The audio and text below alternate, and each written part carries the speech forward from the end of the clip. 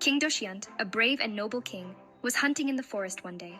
Suddenly, he saw a beautiful young woman. Her name was Shakuntala. She was raised by a wise man named Rishi Kanva. Shakuntala was kind and gentle. Dushyant was amazed by her beauty. He learned that Shakuntala was alone at the ashrama because her foster father and his students were away. Dushyant told her he was a king.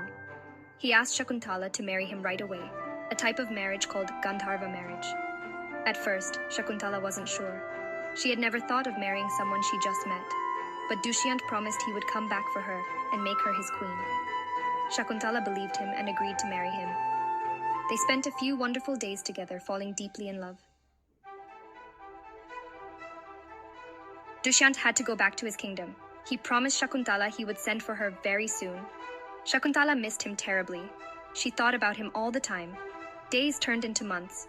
Then Shakuntala discovered she was going to have a baby. One day, a very powerful wise man, Rishi Durvasa, visited the ashrama. Shakuntala, lost in her thoughts of Dushyant, didn't notice him and forgot to greet him. Durvasa felt disrespected. He put a curse on Shakuntala, saying the person she was dreaming of would forget all about her. Shakuntala's friends begged Durvasa to forgive her.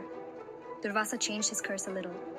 He said the person would remember Shakuntala if she showed him something special that belonged to him. Shakuntala was very upset, hoping the curse wouldn't come true.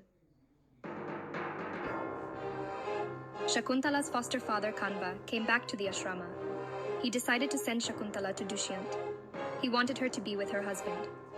Shakuntala, along with her friends and Kanva, traveled to Dushyant's kingdom.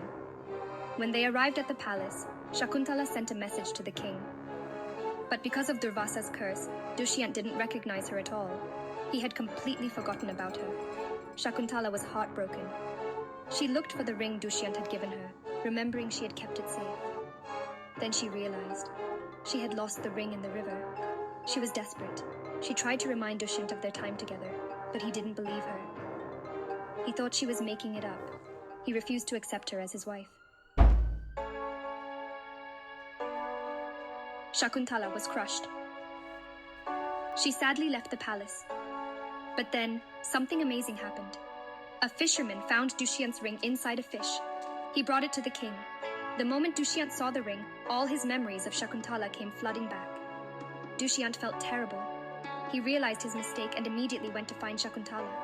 He searched everywhere for his beloved. Gap 2, S. Finally, he found her back at the ashrama. They were reunited, and Dushyant asked for her forgiveness. Shakuntala, though hurt, forgave him. They went back to the kingdom together. Dushyant happily accepted Shakuntala as his queen. They lived happily ever after with their son, Bharat.